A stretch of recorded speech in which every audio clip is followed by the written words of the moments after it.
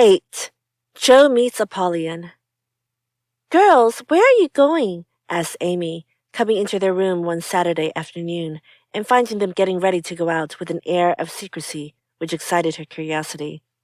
"Never mind. Little girls shouldn't ask questions," returned Joe sharply. "Now, if there is anything mortifying to our feelings when we are young, is to be told that, and to be bidden to run away, dear, is still more trying to us."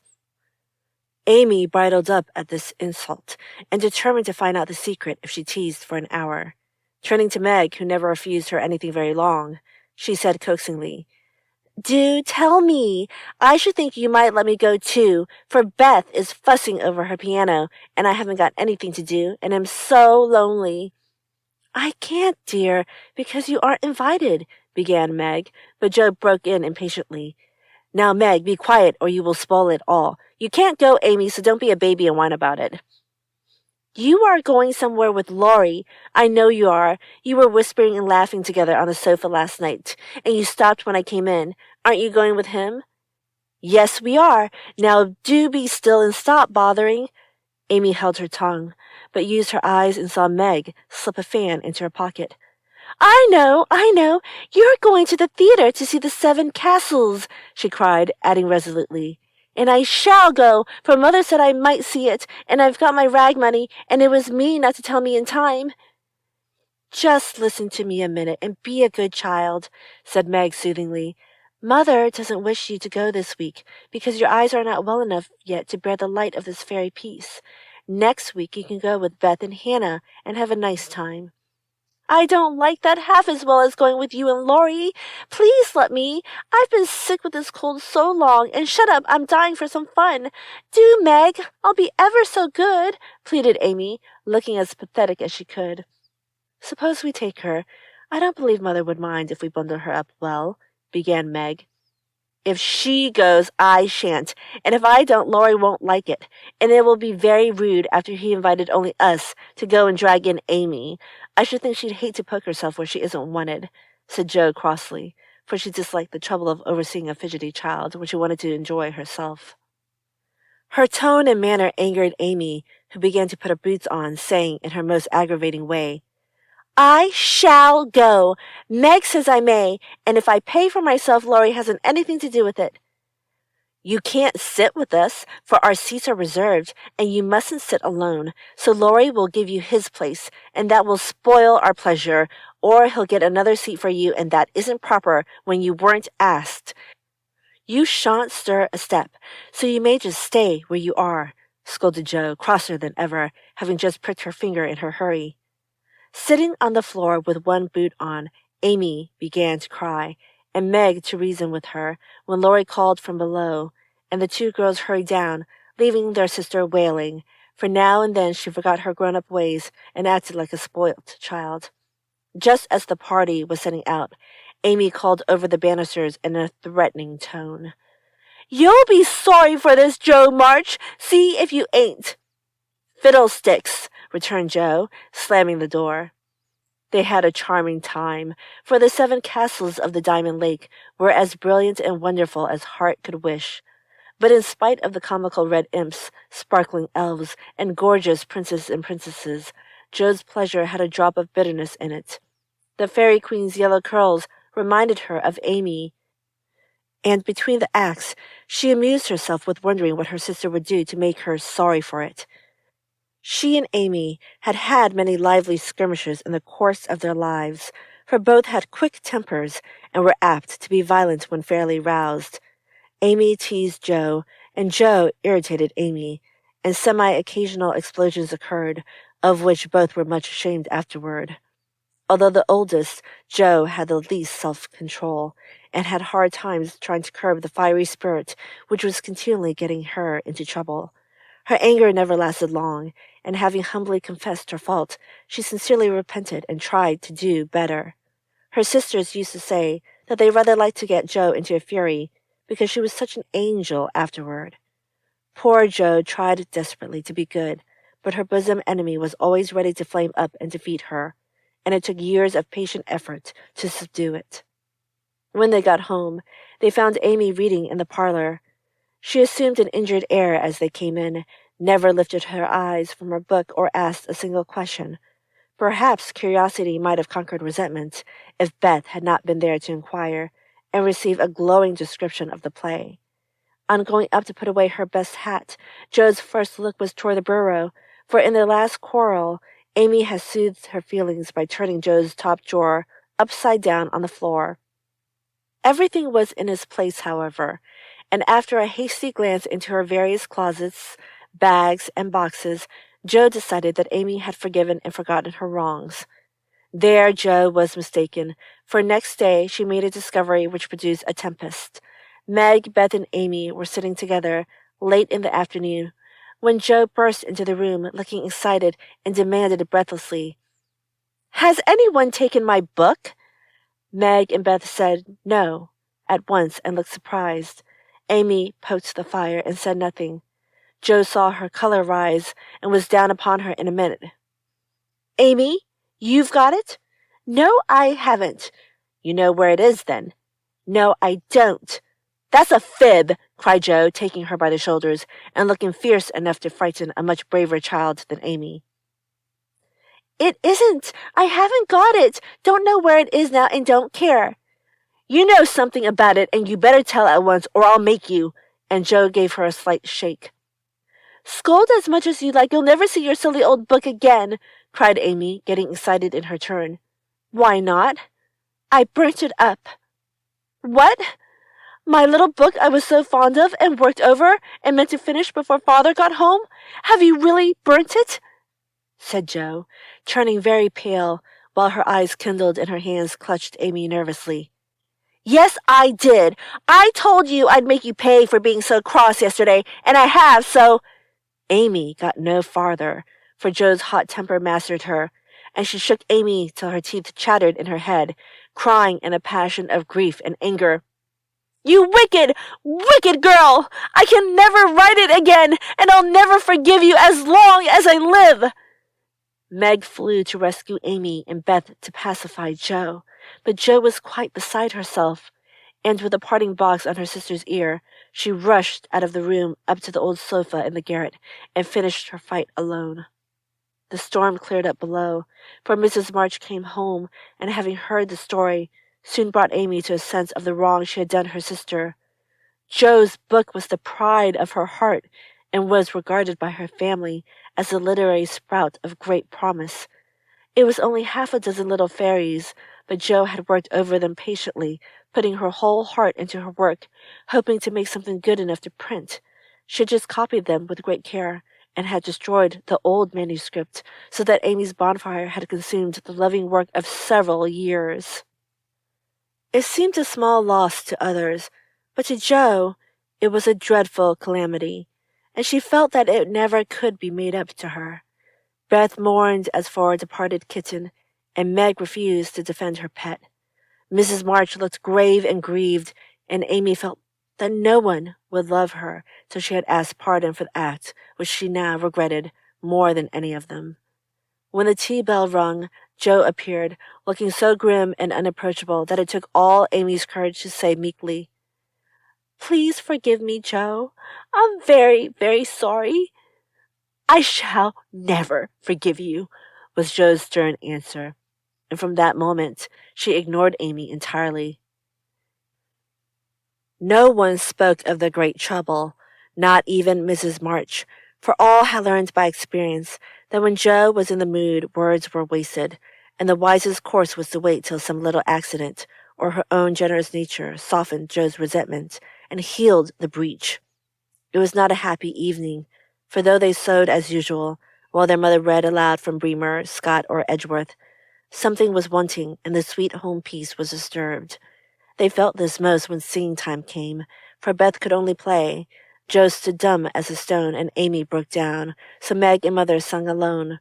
But in spite of their efforts to be as cheery as larks, the flute-like voices did not seem to chord as well as usual, and all felt out of tune. As Jo received her good-night kiss, Mrs. March whispered gently, "My dear, don't let the sun go down upon your anger. Forgive each other, help each other, and begin again tomorrow." Jo wanted to lay her head down on that motherly bosom and cry her grief and anger all away, but tears were an unmanly weakness, and she felt so deeply injured that she really couldn't quite forgive yet. So she winked hard, shook her head, and said gruffly because Amy was listening, "It was an abominable thing, and she don't deserve to be forgiven." With that, she marched off to bed, and there was no merry or confidential gossip that night. Amy was much offended that her overtures of peace had been repulsed, and began to wish she had not humbled herself, to feel more injured than ever, and to plume herself on her superior virtue in a way which was particularly exasperating. Jo still looked like a thundercloud, and nothing went well all day. It was bitter cold in the morning. She dropped her precious turnover in the gutter. Aunt March had an attack of fidgets. Meg was pensive. Beth would look grieved and wistful when she got home, and Amy kept making remarks about people who were always talking about being good and yet wouldn't try when other people set them a virtuous example. "Everybody is so hateful. I'll ask Laurie to go skating. He is always kind and jolly and will put me to rights, I know," said Jo to herself, and off she went. Amy heard the clash of skates and looked out with an impatient exclamation. "There! She promised I should go next time, for this is the last ice we shall have, but it's no use to ask such a crosspatch to take me." "Don't say that. You were very naughty, and it is hard to forgive the loss of her precious little book. But I think she might do it now, and I guess she will if you try her at the right minute," said Meg. "Go after them. Don't say anything till Jo has got good-natured with Laurie. Then take a quiet minute and just kiss her, or do some kind thing, and I'm sure she'll be friends again with all her heart." "I'll try," said Amy, for the advice suited her, and after a flurry to get ready, she ran after the friends, who were just disappearing over the hill. It was not far to the river, but both were ready before Amy reached them. Jo saw her coming and turned her back. Laurie did not see, for he was carefully skating along the shore, sounding the ice, for a warm spell had preceded the cold snap. "I'll go on the first bend and see if it's all right before we begin to race," Amy heard him say as he shot away, looking like a young Russian in his fur-trimmed coat and cap. Jo heard Amy panting after her run, stamping her feet and blowing her fingers as she tried to put her skates on, but Jo never turned and went slowly, zigzagging down the river, taking a bitter, unhappy sort of satisfaction in her sister's troubles. She had cherished her anger till it grew strong and took possession of her, as evil thoughts and feelings always do, unless cast out at once. As Laurie turned the bend, he shouted back, "Keep near the shore! It isn't safe in the middle!" Jo heard, but Amy was just struggling to her feet and did not catch a word. Jo glanced over her shoulder, and the little demon she was harboring said in her ear, "No matter whether she heard or not, let her take care of herself." Laurie had vanished round the bend. Jo was just at the turn, and Amy, far behind, striking out toward the smoother ice in the middle of the river. For a minute Jo stood still, with a strange feeling at her heart. Then she resolved to go on, but something held and turned her round, just in time to see Amy throw up her hands and go down with a sudden crash of rotten ice, the splash of water, and a cry that made Jo's heart stand still with fear. She tried to call Laurie, but her voice was gone. She tried to rush forward, but her feet seemed to have no strength in them, and for a second she could only stand motionless, staring with a terror-stricken face at the little blue hood above the black water. Something rushed swiftly by her, and Laurie's voice cried out, "Bring a rail! Quick! Quick!" How she did it she never knew, but for the next few minutes she worked as if possessed, blindly obeying Laurie, who was quite self-possessed, and lying flat, held Amy by his arm and hockey, till Jo dragged a rail from the fence, and together they got the child out, more frightened than hurt. "Now then, we must walk her home as fast as we can.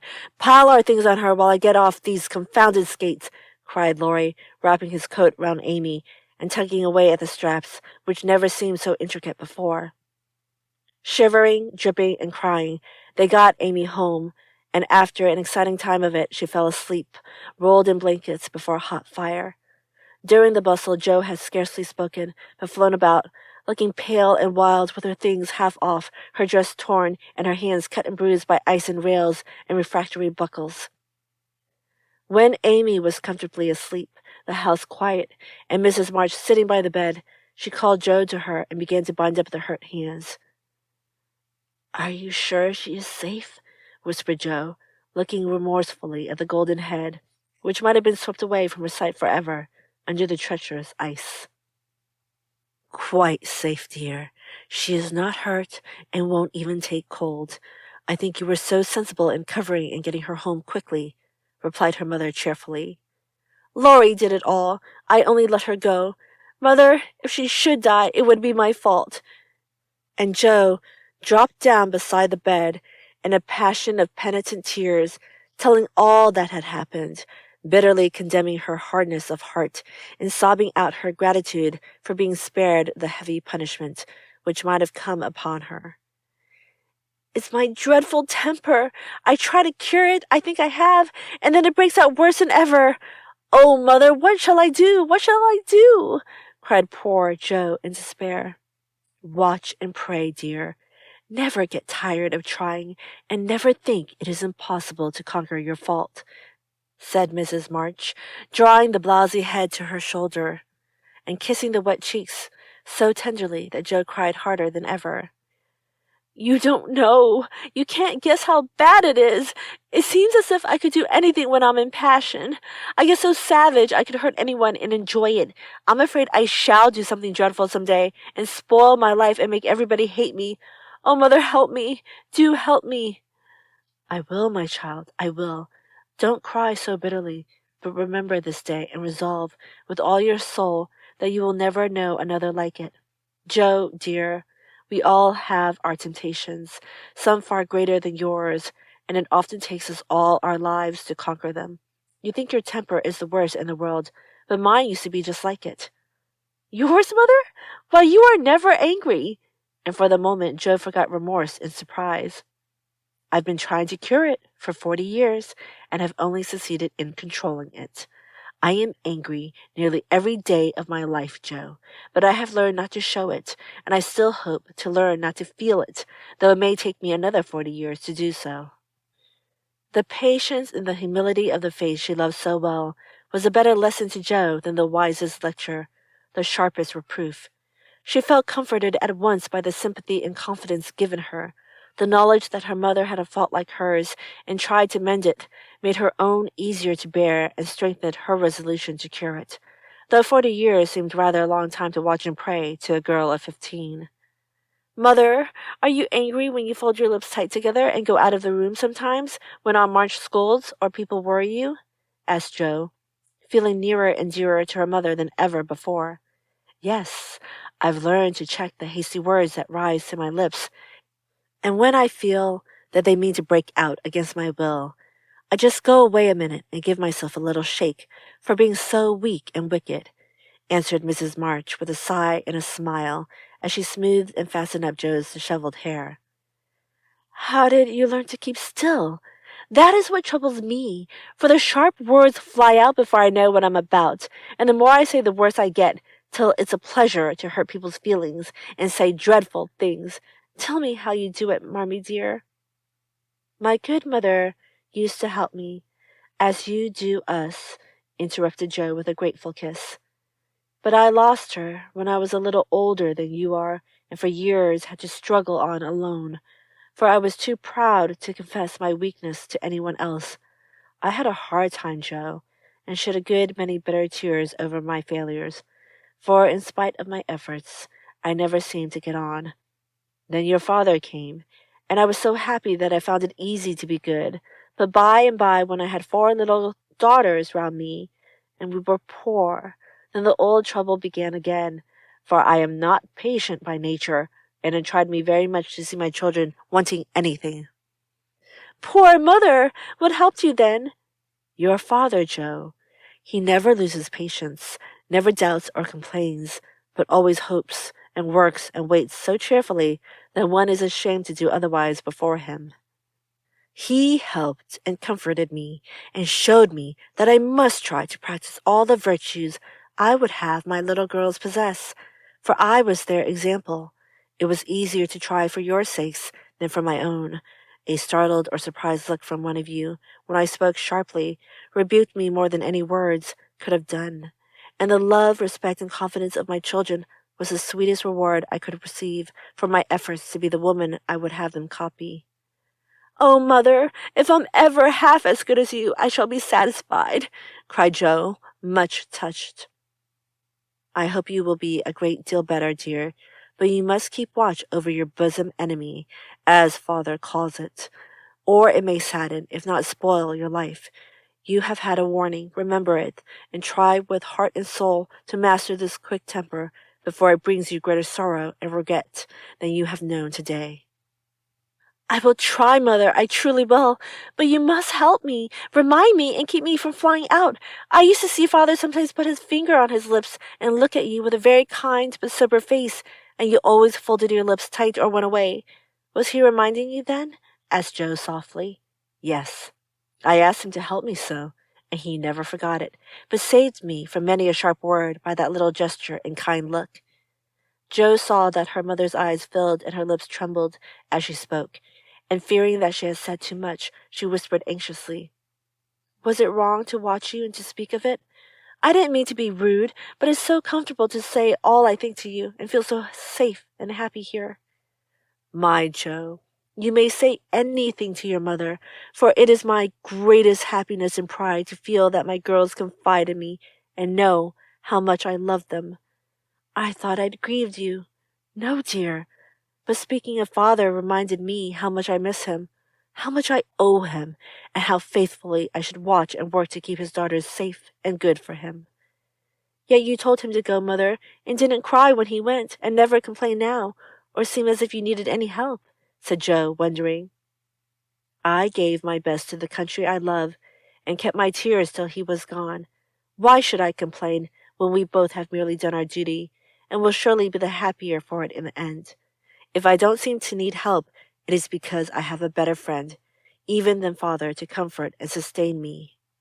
"My child, the troubles and temptations of your life are beginning, and may be many, but you can overcome and outlive them all if you learn to feel the strength and tenderness of your heavenly Father, as you do that of your earthly one.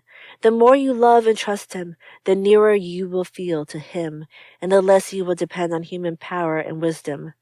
His love and care never tire or change, can never be taken from you, but may become the source of lifelong peace, happiness, and strength. Believe this heartily, and go to God with all your little cares, and hopes, and sins, and sorrows, as freely and confidingly as you come to your mother."